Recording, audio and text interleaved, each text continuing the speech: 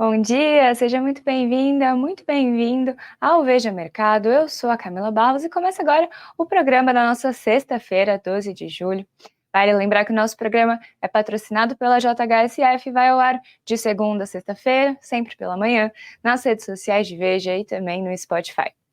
Então vamos lá, porque essa semana, como de praxe, foi cheia de dados e novidades no cenário econômico. A gente teve divulgação de dados de inflação de vários países, Brasil, Estados Unidos e China. A gente também teve falas do Jeremy Powell, o presidente do Fed, ao Senado e à Câmara lá nos Estados Unidos sobre o desempenho da economia americana e da política monetária. Aqui no Brasil, a gente teve o texto da regulamentação da reforma tributária aprovado pela Câmara, todos os assuntos aí que mexem com os seus investimentos, mexem com os seus bolsos. Então vamos lá, que a gente conversa hoje com o Vicente Guimarães, que é CEO da VG Investimentos. Vicente, tudo bem? Oi, tudo bom? Bom dia, pessoal. Obrigado pelo convite. Eu que agradeço a sua presença aqui.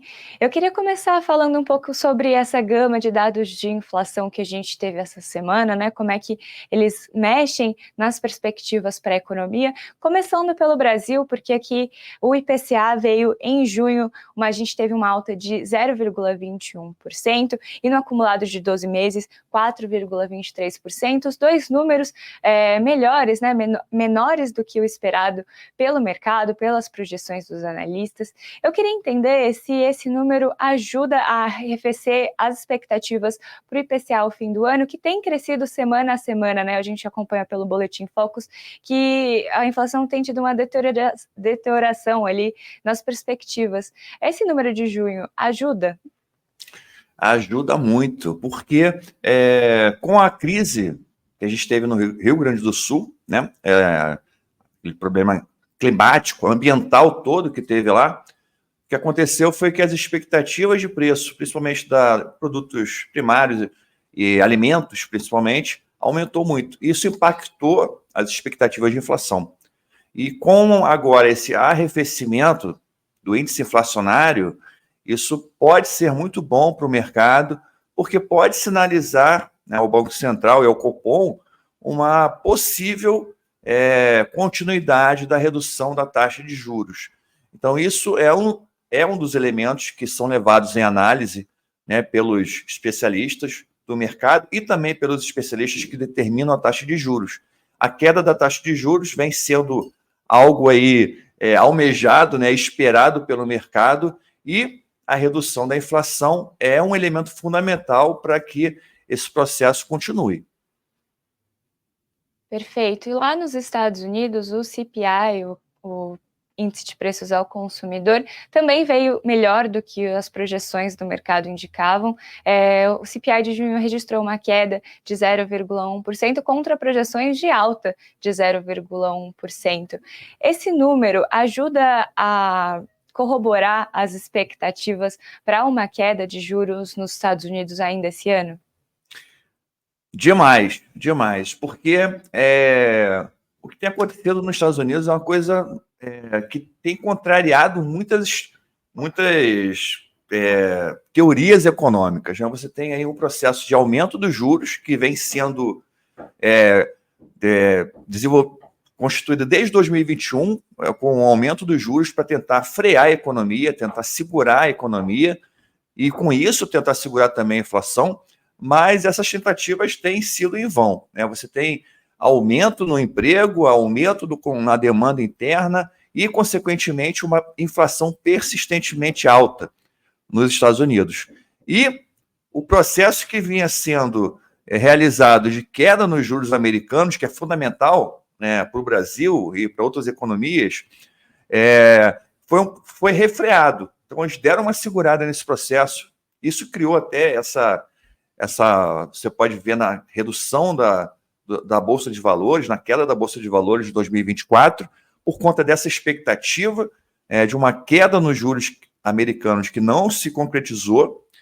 Agora, com essa redução na inflação, pode sinalizar ao Fed, né, ao Federal Reserve dos Estados Unidos, uma possibilidade de continuidade na queda dos juros. É fundamental, porque quando os juros, para o pessoal entender, quando os juros nos Estados Unidos está muito alto, você acaba, esse juros alto atrai capital das economias emergentes, por exemplo, o Brasil. Então, o capital sai daqui e vai para lá, porque você tem uma segurança, né, uma grande segurança, com uma taxa de juros de 5%. Então, isso se torna muito atrativo para o capital, principalmente o capital especulativo, e também o capital produtivo, que deixa de focar em outros projetos que podem ser mais rentáveis para aproveitar essa taxa de juros muito elevada da América. Legal, muito legal você mencionar esse movimento das economias emergentes, porque eu vou perguntar mais tarde sobre isso. Mas antes eu queria falar sobre o último dado de inflação relevante aqui para o Brasil essa semana, que foi o da China, que, como os outros dois, também veio aquém das expectativas do mercado, uma alta de apenas 0,2% em junho, mas por lá, isso é uma notícia ruim, né? Porque a China vem enfrentando há um tempo, o mercado observa um cenário de desaceleração econômica e esse dado ajuda a corroborar essa tese. Eu queria entender como é que esse cenário de desaceleração por lá pode ou não afetar a economia brasileira, os ativos brasileiros que são dependentes da exportação de commodities. Legal essa pergunta, porque você vê que o dragão inflacionário, né, ele pode ter várias interpretações. Então, ele pode indicar uma alta de preços, né, uma alta de preços catastrófica, né, numa hiperinflação, por exemplo, né, o processo que passou a Argentina há pouco tempo atrás, ou pode indicar uma desaceleração econômica, palavra bem difícil de falar. Uma queda na demanda, que é o que está acontecendo na China, uma queda na demanda interna, né, uma queda na demanda por alimentos, por exemplo. Eu acho que o setor de alimentos foi onde tivemos a maior queda nos preços na China. Setor de imóveis também, o setor imobiliário chinês continua passando por uma crise. Então, essa redução da inflação sinaliza que a economia chinesa está esfriando, né, um refreamento ali da demanda chinesa. E isso, para os países como o Brasil, exportadores de commodities, isso é uma notícia ruim, né? Já vem impactando aí o preço, por exemplo, do petróleo, do minério de ferro, do aço, por conta dessa possível redução na demanda chinesa. Então, essa notícia pode ser negativa para o Brasil e para os demais países que são exportadores de commodities. Então, tem que ficar atento a essa sinalização, atento à política econômica chinesa, quais serão, né, as próximas medidas do governo lá para tentar aquecer a economia, talvez uma queda dos juros também, pode ser benéfica nesse caso, uma queda dos juros na China, para poder incentivar o consumo, incentivar o investimento. Então, tem que ficar atento aí aos próximos passos da política econômica da China. Perfeito. E agora eu queria falar um pouco de investimentos, renda variável, porque lá nos Estados Unidos, durante essa semana, o S&P 500 e os Nasdaq, os principais benchmarks de lá, registraram dia após dia recordes, né, de patamar. E eu queria entender o que puxa esses recordes e se essa alta é sustentável no longo prazo.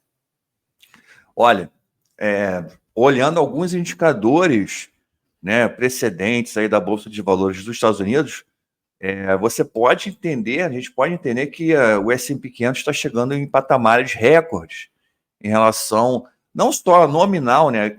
Quando você olha nominal, o índice nominal, você vê, obviamente, que ele está no topo histórico, mas quando você vê em relação a outros indicadores, você também percebe que ele está num processo de realmente precificação exacerbada. Eu acho que o que está puxando isso é realmente a questão da inteligência artificial, né? Você tem as 7 grandes lá, que são as famosas empresas de tecnologia, Google, Apple, Amazon, agora NVIDIA, né? Então você tem essas empresas puxando muito o S&P 500. Existe até um indicador interessante, que é um indicador que pega a Bolsa Americana, pega o S&P 500 e tira da conta essas 7 empresas. Essas 7 empresas, 7. Como é que faz 7 aqui? Essas 7 empresas que que são aí as grandes estrelas da Bolsa de Valores americana, e você tirando essas 7 empresas, o que você vê na Bolsa Americana é uma bolsa que está crescendo num ritmo normal, não está crescendo nesse ritmo tão rápido. Então, essa questão da inteligência artificial está gerando aí uma pressão compradora muito forte na economia americana, algo parecido com o metaverso que teve lá atrás, né, que veio muito forte essa questão do metaverso e acabou se mostrando uma panaceia que não deu em nada, mas a inteligência artificial eu acho que é algo que veio realmente para ficar, mas muita gente está apostando nessas empresas que estão aí bem colocadas no mercado, como a Google, Apple, Facebook, etc., como as empresas que vão realmente extrair o máximo dessa nova tecnologia. Talvez não sejam elas, talvez sejam empresas novas. Mas, voltando aqui ao S&P 500, muito dessa valorização recente foi devido a essa questão aí da inteligência artificial que tem motivado o mercado, né? Tem ainda ações interessantes, com preços baratos, ações que pagam até dividendos na Bolsa Americana, que são possíveis de encontrar hoje em dia, mas hoje está realmente complicado você achar uma ação de altíssima qualidade com preço muito barato na Bolsa Americana. Ao contrário das bolsas americanas, o Ibovespa, o principal índice aqui da B3, opera em queda, né, no acumulado desse ano de cerca de 4%, mas talvez comparar o Ibovespa com bolsas de países desenvolvidos não seja justo, então eu queria comparar justamente com os países emergentes que a gente mencionou aqui. Eu queria saber se o Ibovespa tem desempenhado em linha com as outras bolsas de países emergentes ou se a gente vê uma piora mais localizada aqui. Não, o Brasil está indo mal em relação a outras bolsas de valores, né? O desempenho está sendo ruim. Acho que principalmente pelo excesso de ruído interno em relação à política, a parte econômica, de condução de política econômica. Isso tem assustado um pouco o investidor, né? Eu brinco que o investidor estrangeiro, se ele atravessar fora da faixa de pedestre, ele já fica com taquicardia. Então, investir no Brasil não é para amadores, né? O Brasil não é para amadores. Então, o investidor estrangeiro, quando ele vê esse cenário aí de confusão política, de disse-me-disse, o ministro fala uma coisa, o presidente fala outra. Então, isso realmente deixa uma margem de instabilidade, né, que não agrada muito ao investidor estrangeiro.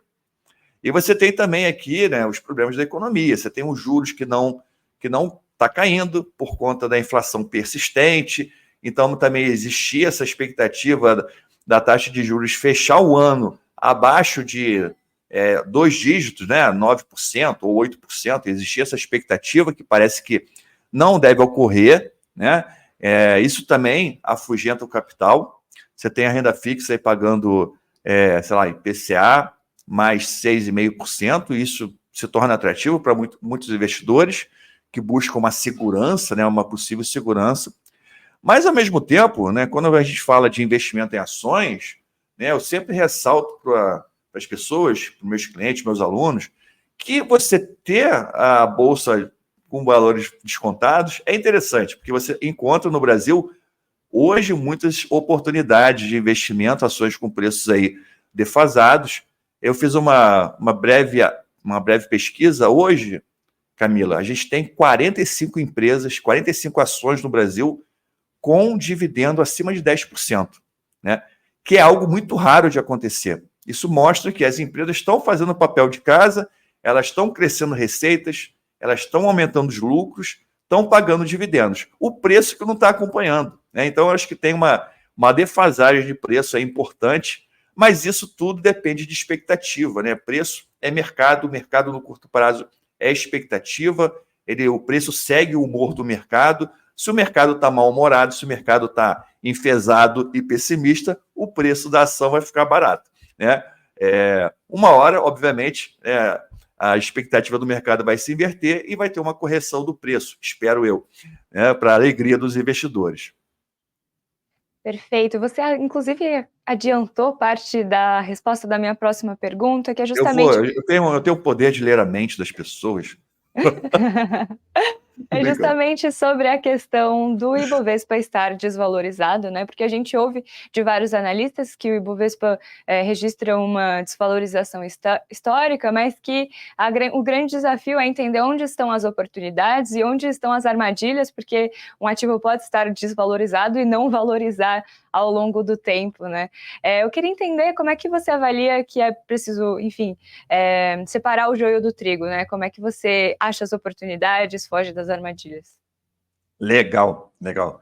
Não, o que acontece hoje é que as pessoas olham o Ibovespa a 126 mil pontos, 124 mil, 125 mil, e falam, nossa, o Ibovespa está muito caro, né? Porque lá, há 5 anos atrás estava 80 mil, 90 mil. O que acontece é que as empresas, como eu falei, elas fizeram o papel de casa, elas estão crescendo lucro, elas estão crescendo receitas, elas estão crescendo seus resultados, pagando mais dividendos, e o preço não está acompanhando, né? É por isso que eu falei que tem tantas empresas aí, 45 empresas pagando um dividendo de 10%, que é muito raro acontecer isso, né? Em outros momentos no passado, quando eu fazia essa pesquisa, deixa eu ver se tem alguma empresa pagando 6% de dividendo. Não tinha nenhuma, porque os preços estavam elevados. Então, como é que a pessoa faz para fugir de armadilhas, né? O interessante é a pessoa olhar o desempenho da empresa, o desempenho passado, ver se a empresa está tendo lucros consistentes, lucros crescentes, receitas crescentes, né? Isso você consegue hoje na internet, muito fácil. Você entrar tem vários sites de indicadores ou no próprio site do RI da empresa, de relação com investidores, você consegue ver lá aquele histórico de resultados da empresa e você entendendo que o lucro da empresa está crescendo e o preço dela está parado, se torna uma boa oportunidade. Você vê ali um gap, né? Uma assimetria entre resultados e o preço de mercado. Acho que a melhor forma de você descobrir essas boas oportunidades é através desse tipo de análise, né? Hoje tem muita coisa barata no Brasil, muitas ações estão baratas, né? O investidor também pode recorrer a especialistas de mercado, casas de análise, casas de research.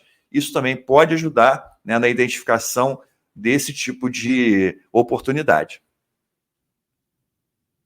Legal. E eu acho que a gente não pode não mencionar o câmbio também, né? Porque foi tema das últimas semanas. Na semana passada a gente alcançou $1 de 5,70, agora a gente já está mais na casa dos 5,40, mas ainda assim um câmbio bastante valorizado. E eu queria entender como o investidor pode proteger os seus investimentos dessa volatilidade do câmbio, dessa alta do dólar. Legal, boa pergunta. Eu acho que hoje tem muita facilidade para o investidor ele colocar o dinheiro lá fora, ele investir em ativos americanos. Eu acho que vale muito a pena você ter um percentual da sua carteira em ativos dolarizados, mas hoje é o momento? Eu acho que hoje não é o momento, né? O momento foi lá atrás, quando o dólar estava 4,80, 4,70, né? Inclusive eu alertei isso, agora é um momento interessante de investir em ativos dolarizados. As pessoas lembram de investir em dólar quando o dólar está caro, né? Então, esse é um erro comum do investidor.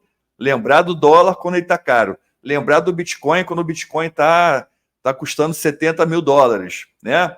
E, então, as pessoas lembram do ativo quando o ativo está caro. Então, acho que hoje é o momento de ter isso na cabeça, que é importante dolarizar a carteira, ter uma parte da carteira dolarizada, né? Mas esperar, de repente, uma oportunidade. Agora o dólar teve uma pequena queda, né? Pode abrir uma nova janela de oportunidade para você ter uma pequena parte da sua carteira dolarizada. Outra forma de proteger a carteira também é a diversificação. Você pode ter uma carteira bem diversificada, tanto em ações, né? Existem metodologias de investimento em ações que você pode ter uma abordagem bem conservadora de investimento, mas também você pode ter um papel importante para renda fixa na sua carteira, um papel importante para outros ativos que vão te dar mais tranquilidade. O importante no investimento é o investidor ficar tranquilo, né, e não ter medo de ter aquele capital alocado em ativos financeiros. Acho que a principal questão é essa, a diversificação, uma parte da carteira sempre dolarizada, porque isso é fundamental, ter um capital de reserva também, caso ocorra algum problema no seu trabalho, no seu emprego, na sua família, você tem um capital de reserva, que eu chamo de reserva de emergência. Então, tudo isso, né, torna a vida do investidor muito mais fácil. Perfeito, Vicente. E por último, para a gente fechar aqui, eu queria entender se, com todas as questões que a gente abordou aqui, as questões macroeconômicas, o desempenho do Ibovespa, a alta do dólar, como você enxerga o mercado nesse próximo semestre, que começa agora, né, o segundo semestre de 2024, e que já tem aí um humor muito diferente do início do primeiro semestre, que antevia uma queda de juros nos Estados Unidos já no começo do ano, e respondia a isso. Como é que você vê o mercado nessa segunda metade do ano? Exatamente. As previsões econômicas são sempre terríveis, né? E parece que os economistas sempre erram as previsões econômicas. Então, na minha visão, eu estou ligeiramente otimista. Eu acho que a gente não vai ter aquele dado que a gente esperava no início do ano, né, de juros americanos, juros no Brasil, mas eu me coloco numa posição ligeiramente otimista. Eu acho que tem muita oportunidade no mercado. Né?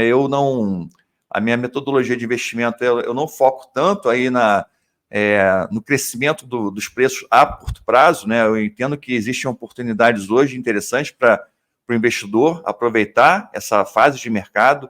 O que eu sempre falo, quando está todo mundo olhando para a renda fixa e para o dólar, geralmente é o momento que as ações estão baratas. Então, hoje, você tem várias ações que estão dando muita oportunidade, né, pagando bons dividendos. Então, eu estou otimista com essa questão das oportunidades que existem hoje no mercado, momento interessante para o investidor estar se posicionando, né? Porque quando tudo der certo, tudo estiver dando certo, economia, juros americanos, com todas as condições estiverem favoráveis, política, tudo, o preço das ações com certeza já vai ter subido, né? A bolsa já vai estar, de repente, 150 mil pontos, sei lá, 200 mil pontos. Aí o investidor vai lembrar, opa, vou investir em ações.